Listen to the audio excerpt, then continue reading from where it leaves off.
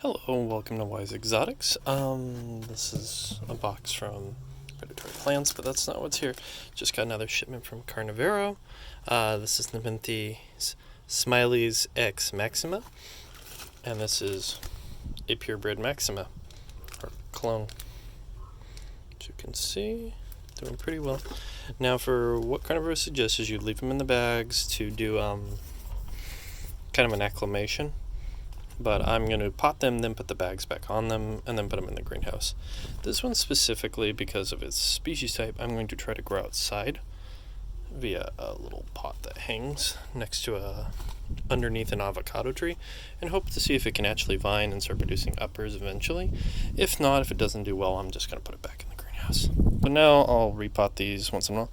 So you get your pot, you get your sphagnum moss, and then you get your plant. Okay, so get your cup, right? This is organic carnivorous plant soil. Now the reason I use this is as perlite and a bunch of the other stuff I use for my generic carnivorous plants. So what I do is I put a thin layer at the bottom, just enough to retain water. So once you put it in, sorry there was a plane, you pack it in at the bottom. That's at least what I've been doing. Now I like this one because it retains water enough, but also lets it drain well, so it leaves a nice moist layer at the bottom that then rises back up. And for my Nepenthes, they seem to be liking it. Okay, so this is the Maxima, which is a BE3065, which is Borneo Exotics.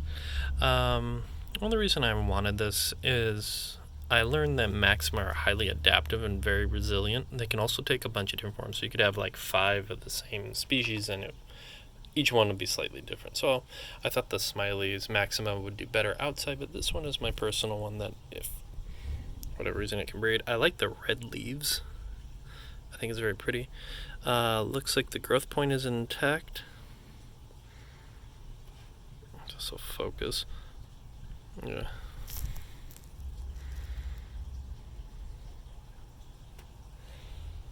So yeah, I'm going to now put it in here after I take off this little bag, and then I'm putting the little bag back on it. Okay, the little pot.